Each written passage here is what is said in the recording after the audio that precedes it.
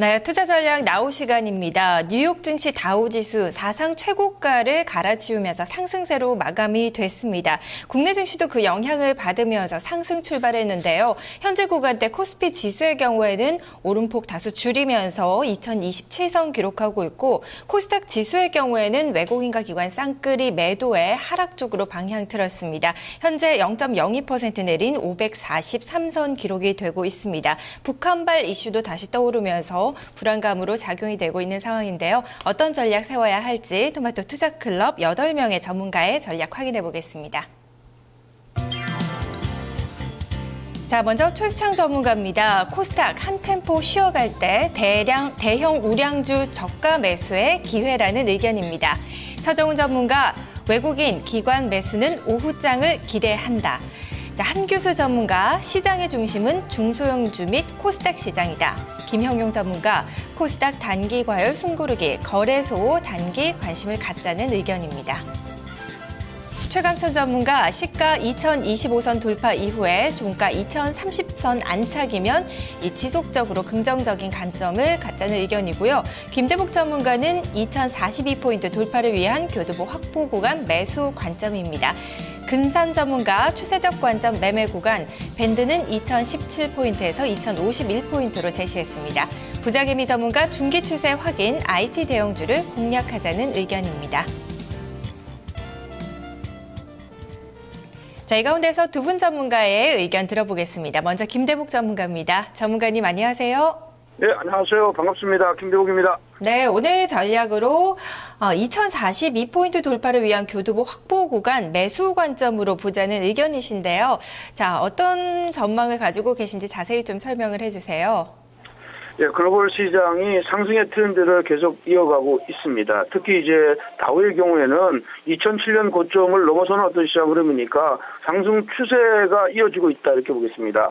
자, 우리 대한민국은 2042 1월 3일 날 기록했던 고점을 아직까지 넘지 못하는 어떤 시장 흐름인데, 전일과 우리가 이제 3월 달, 2월 달에 기록했던 고점은 오늘 돌파하고 쉬어가는 이런 모양이 나왔습니다.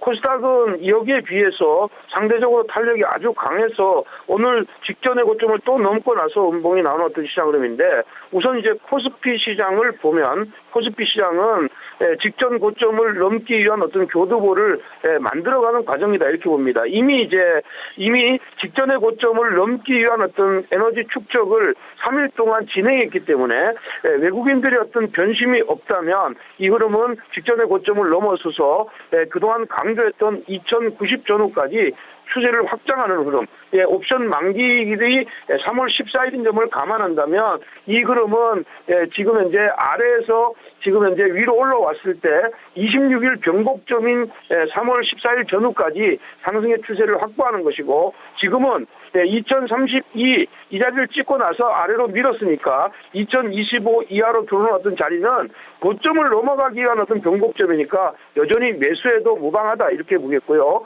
오늘 시장이 관심을 갖는 것은 단기 낙폭 과대 중에서 탄력이 생겨주는 어떤 종목, 이것은 역시 조선입니다. 그래서 현대중공업이나 삼성중공업, 대우조선해양 등의 이 흐름에서 대우조선해양이 어떤 탑이라고 보면 이 조선주, 그리고 어저께 많이 빠져있던 화학주들 같은 경우는 반등이 나오는데 반등 자체가 아주 약한 어떤 흐름이라고 이렇게 볼 수가 있고, 기존의 트렌드를 가지고 있던 IT 섹터들 같은 경우는 삼성전자나 SK 하이닉스는 여전히 지금 현재 상승 추세를 가지고 있기 때문에 시장 흐름은 위로 어떤 변화를 가져가는 어떤 자리다 이렇게 보면, 지금은 코스피의 경우에는 2025 이하로 들어오게 되면 조선주 중심으로 매수하는 것이 맞겠고요. 그다음에 이제 코스닥의 경우에는 지금 이미 이제 바닥권에서 약 한 10% 가까이 올랐고 19일 동안 올랐는데, 첫 번째 가격 변곡으로 제시했던 548을 시간보다 먼저 가격 변곡이 왔다 이렇게 보입니다.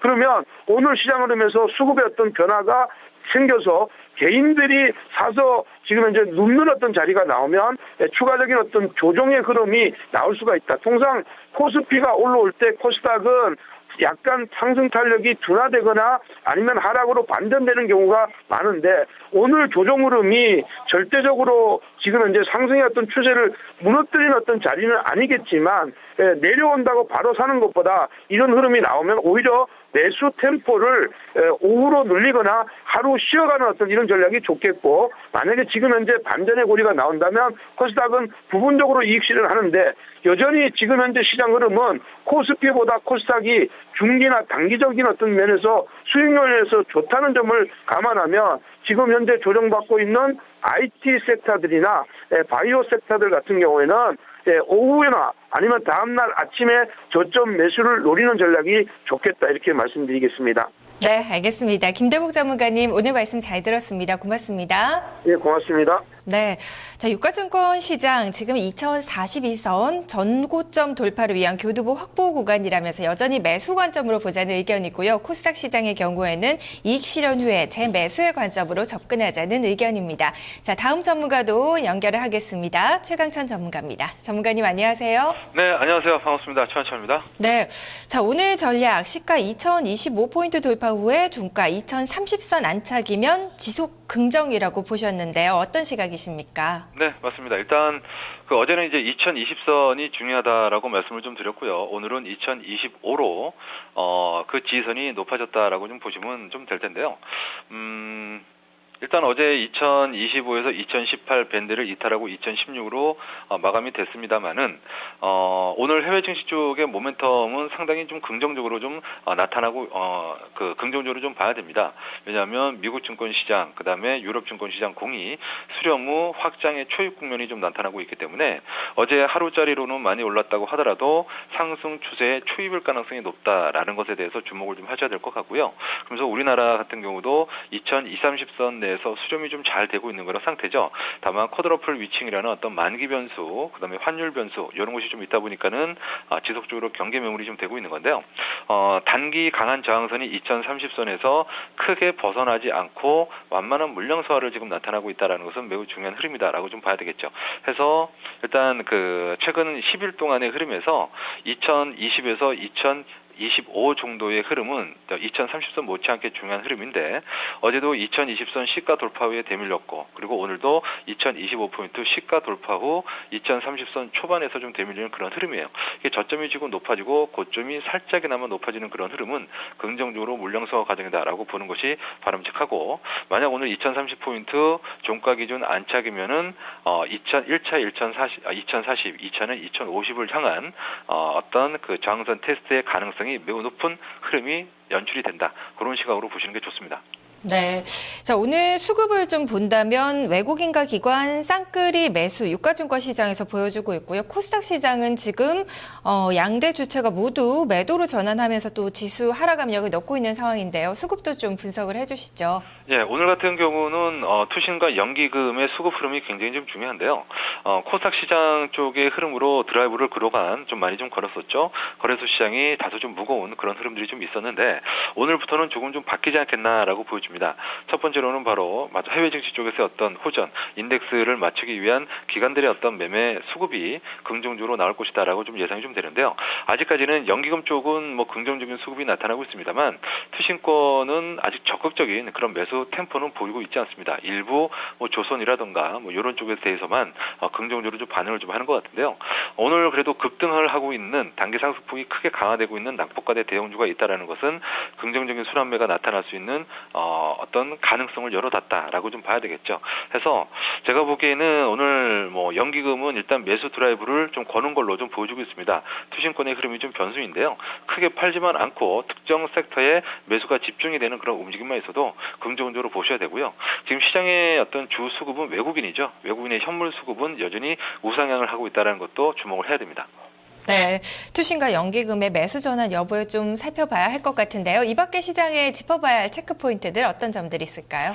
일단 삼성전자의 흐름이 좀 중요한데요. 삼성전자가 사상 최고치 언저리에서 조금 탄력이 좀 둔화되는 그런 흐름도 좀 나타나고 있죠. 이제 2월 14일 날 갤럭시 S4가 지금 출시가 될 예정이기 때문에요.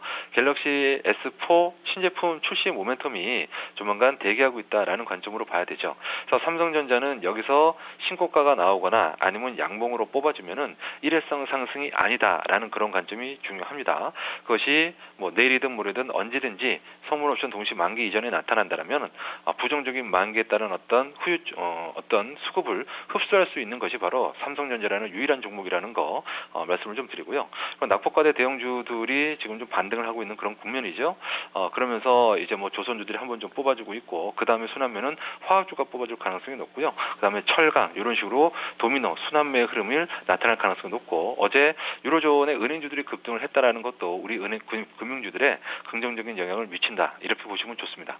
네, 알겠습니다. 전문가님 오늘 말씀 잘 들었습니다. 고맙습니다. 네, 고맙습니다. 네, 최강천 전문가, 김대복 전문가와 함께 투자 전략 나우를 진행했습니다.